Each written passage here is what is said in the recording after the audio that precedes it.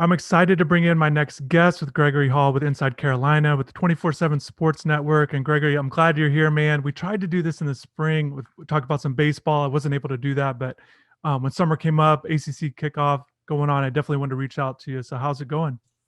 Good, man. Yeah, I appreciate it. It's been a busy summer with recruiting and things like that, but I'm glad we could find some time to do this. So it's really interesting to me just with these two schools. Obviously, Miami opens against Alabama, but that link, North Carolina, for people that don't know, open up at Virginia Tech, another strong opener for both teams. But both of these teams are going to come down to that coastal. I believe. I know Virginia Tech's got a nice team as well, but a lot is made of these two teams. With the ACC kickoff, Gregory, just were there any takeaways or maybe anything that you really learned? And I was able to watch the press conferences too, and I just kind of want to get your take what you saw there. Well, there was no expansion talk. So I think that's the main takeaway. The craziness that was happening over at the SEC. No, but there's a lot of vaccination talk. So like Mac Brown reiterating that his team's so close to that 85% threshold. That's exactly what they were saying at the end of April.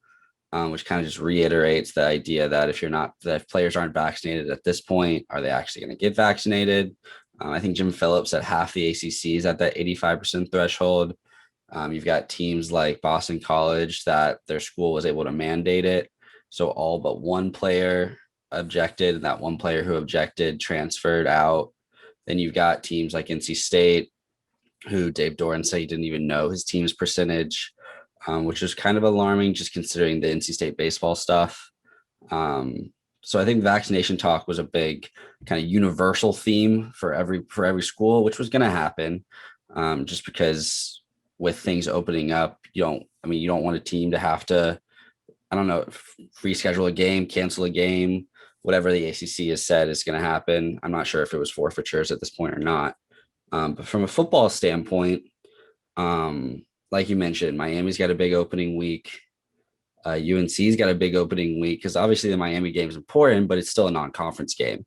Whereas UNC's coastal, like their drive to get to win the coastal for the first time in 6 years starts with a Virginia Tech game that could be a quote unquote trap game. I mean, Virginia Tech, they dealt with COVID probably more than anyone last year.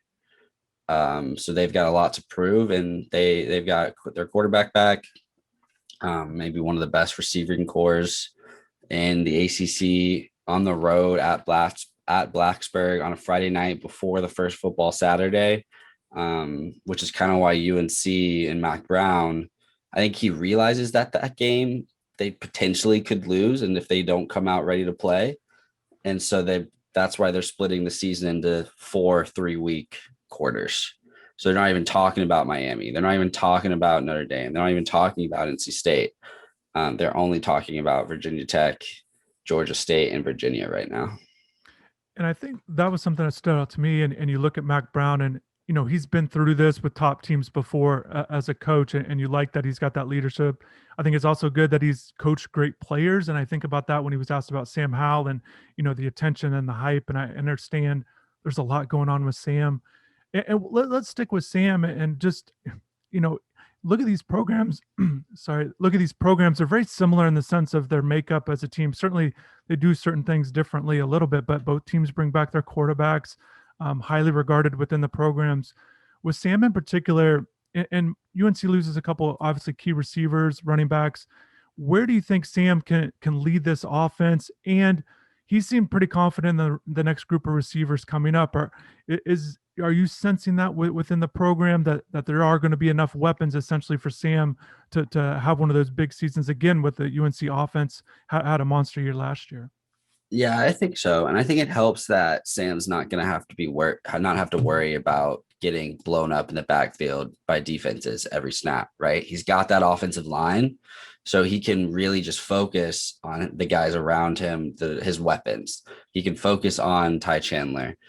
He can focus on the younger running backs that will probably be used out of the backfield in the passing game, like Phil Longo loves to do, like Caleb Hood and Elijah Green and DJ Jones, some of those guys. And then Joffrey Brown, they're really high on.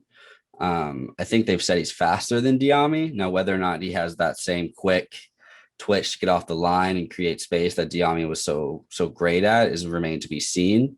Josh Downs, we know, is great. I mean, yeah, you only have the one sample size against Texas A&M, 4 catches, 91 yards, 2 touchdowns, but then he carried that momentum into the spring and dominated all spring. So he'll be a great threat out of the slot. And then it's just going to need some guys to step up on the outside. Antoine Green, Emery Simmons, Bo Corrales, all guys that we've seen make plays. Antoine Green and Bo Corrales have had trouble staying on the field health-wise. Emery Simmons had that great catch against NC State where he pinned it on the guy's back. So you're not going to have, outside of maybe Josh Downs, I could see Josh Downs going for 1,000 yards, or at least 900, but you're not going to have, there's not going to be a second guy like there was Daz and Diami, right? I think it's going to be Josh, and then there's going to be a lot of guys that could have 400 or 500-yard seasons, because Sam's going to get his yardage. He's going to throw, he's averaging 3,600 yards the last 2 years. So there's no worries about that, because just because Phil Longo's lost Javonte Williams, Michael Carter, Diami, and Daz, he's not going to change his offensive approach, right? He's going to throw the ball long. He's going to hand it off to Ty Chandler, and they're going to run it up the middle and bounce out to the outside sometimes. It's going to be a balanced offense.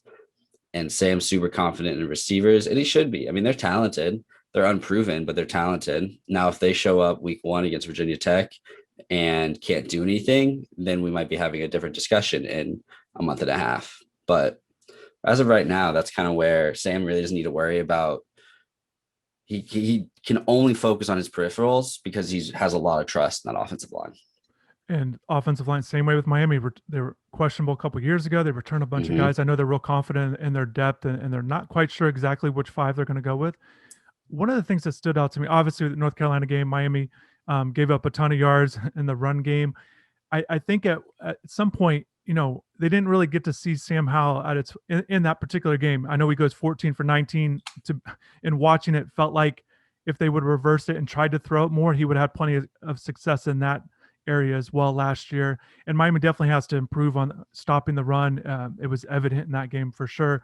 Those guys going for over 500. But, one thing that stands out to me with Miami's defensive backs is they've kind of got this group of corners that have been around and kind of got some interesting guys with their skill sets. They've got different guys with length and DJ Ivy. They've got a shorter, quicker guy with Corey Couch, and then they got the strength with Tyreek Stevenson. So it's going to be interesting to see how that plays out moving forward, because I do expect, Sam obviously is a threat in the passing game, one of the best quarterbacks in the country. Gregory, I'm curious, is there a position group at UNC that that maybe you think is a little bit better than or what they either showed last year, or maybe even the perception? Is there a group that you're looking at like, I think this group's going to be either better than expected or going to be okay when it's considered a question mark? So I ran a small Twitter poll yesterday and just got people's opinions on who they thought was better, UNC's defensive backs or their defensive line, because I was just curious. And an overwhelming amount of people said the defensive backs, which might be true on paper, but I think the answer to your question is the defensive line. Because yes, the defensive backs, they've got Tony Grimes and they've got Storm Duck, and then they've got Kyler McMichael, who's kind of the most proven out of that bunch as far as being extremely physical. And then they're really high on their 4th guy, Dede Hollins. I think I asked Sam about who was stood out during the offseason, and he said Dede Hollins, and which is when you hear a guy who's 4th in the kind of the totem pole, that kind of draws your attention to be like, oh, why that guy?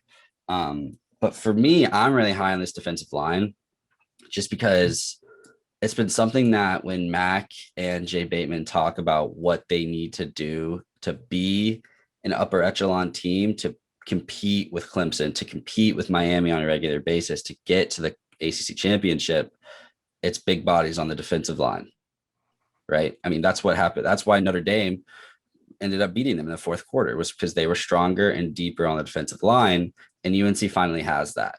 They've got Ray Vahasek, who will probably be a second team or third team preseason All-ACC guy when they come out next week. Then they've got Tamari Fox, who missed some time, but everyone's saying since he stepped on campus, everyone said he's been stronger than his older brother, Tamon Fox, who's tied with Lawrence Taylor in sacks. But then you've got these young guys coming in that are huge. I mean, Keyshawn Silver's 6'6", 305 pounds, right? And then you've got Javari Ritzy, who's 6'4", 295. I mean, I think they've got 6 or 7 defensive linemen that are at least 295 pounds. They've never had that before. And all of those guys that are that big, they're quick, they're physical, they win one-on-ones against the offensive linemen. Um, they can get to the quarterback, and UNC doesn't have to scheme pass rush anymore. They can just rely on their outside guys, Des Evans.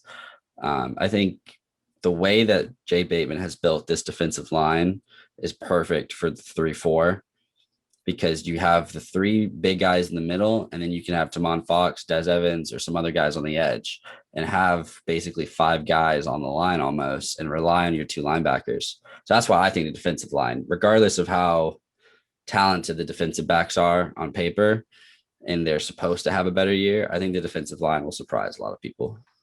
And it's kind of going to lead into my next topic, but just real quick, I forgot to mention. So I find the schedule very interesting with these two teams. October 16th at North Carolina.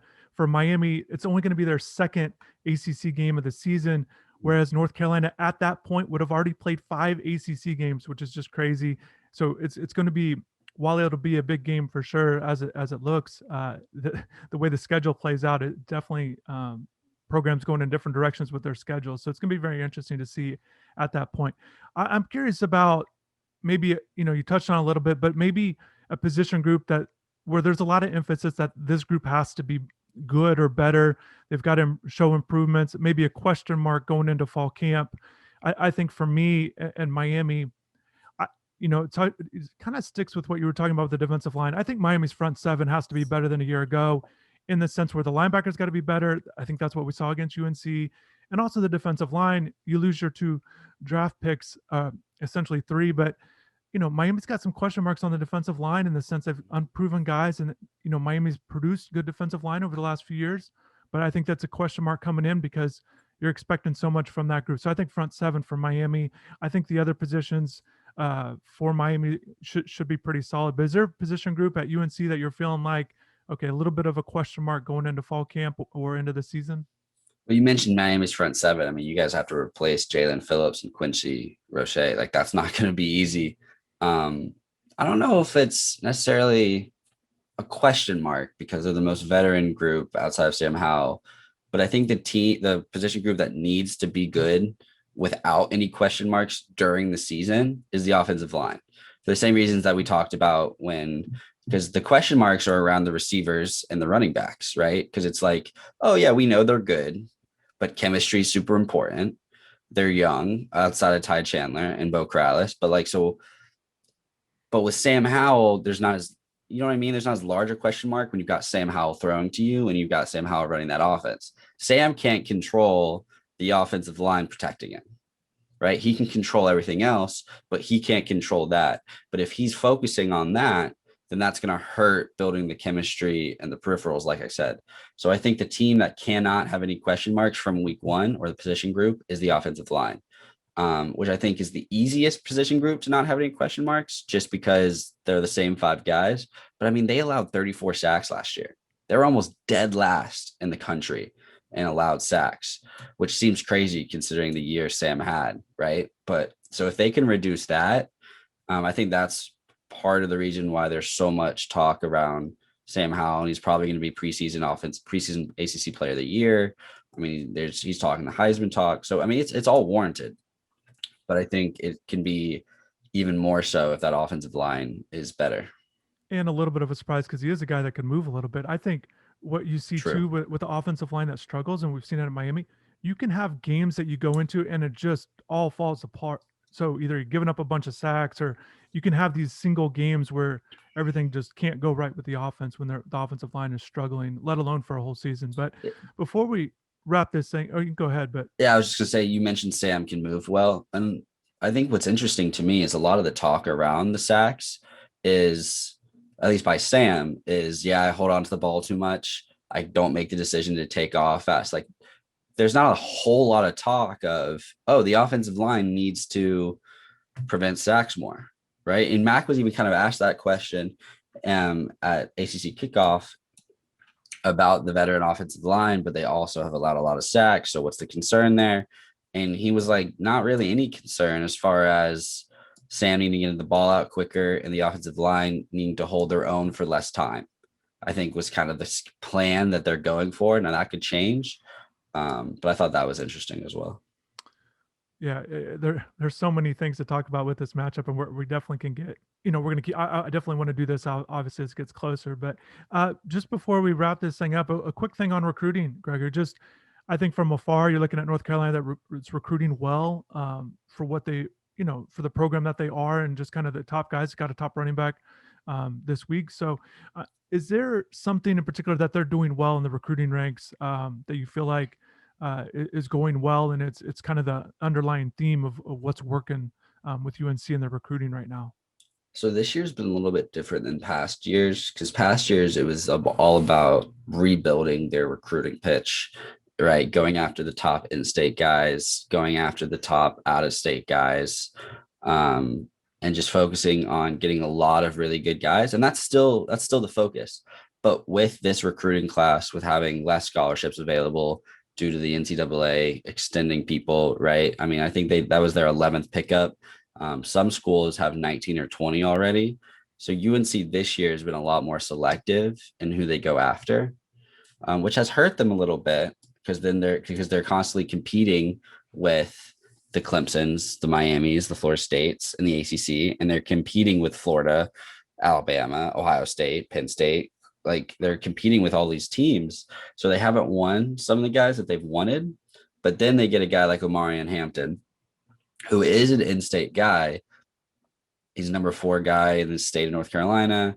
He's number 12 running back in this class. And it says a lot that Florida and Penn State were going after to get this guy, right? That Florida, with all the talent that they've got in that Southeast region in Florida, Alabama, Georgia, right? I mean, there's a lot of talent down there, and they were going up to North Carolina to try to get this kid, and UNC kept him in state. That's a huge win. It's the biggest win of this class. But then they're going after guys like Zach Rice and Travis Shaw, who are top 10 players in the entire class. And they still have a shot. Like Zach Rice is coming to the Carolina Cookout next week, um, before kind of the fall starts, right? So they're still talking to these guys, and it could have hurt them because they could not go to Carolina and they could choose to still go to those top programs. But I think that's just been interesting this year in kind of their approach and almost, I don't want to say cockiness, because they know that they're still not yet with those top programs that I mentioned, but they're not really recruiting against NC State, Duke, Wake Forest anymore. They're recruiting against Clemson. They're recruiting against the top teams all over the country. Well, not on the west side, but they haven't even looked to go over there. But you know what I mean, right? Like I think that's just interesting to see how that's changed. And in the year 3, they're being more selective because of the scholarships, but also because they think they deserve these guys and they can turn them into stud players and they can win with them. And it's definitely a change, like you said, instead of essentially, going after those hidden gem or sleepers that are being overlooked, maybe in state in particular. Like you Yeah. said, they're going after those top guys that a lot of teams would want. So definitely fascinating. I know Miami fans are hoping recruiting picks up for the Hurricanes. Not a lot of commitments, a lot of swing and misses so far. So we'll see how things kind of play out. I know it's an interesting year just from an evaluation standpoint, coaches not being out there as much. And so it'll be interesting. But man, I'll let you get going. I appreciate this. Like I said, we'll definitely do this again, but wanted to get a little bit of a summer update. Miami UNC. I think it's going to be great. It's great for the ACC, great for college football. And I know Miami fans in general have not looked at the ACC as like a lot of Miami certainly dropped games and losses, but not a lot of viable opponents going into it. And I Right. think without question, North Carolina is one of those teams, and definitely woke up everybody. If you didn't know what UNC football was all about, the way the game went last year, everyone should know. And Miami's got to be much better if they're going to pull off that win. So looking forward to it. I can't believe we're getting ready finally for fall camp just around the corner. So let you get going, man. And like I said, definitely appreciate you. Yeah, man. Thanks for having me on. I can't believe that game's going to be like what, week 7 or 8, but it'll be a fun one for sure. Yeah, plenty of build up, especially with how these teams look in week 1, and kind of get some momentum, because that's the best thing about college football, that momentum building as the season goes along. So, all right, man, we'll talk to you later. Take it easy.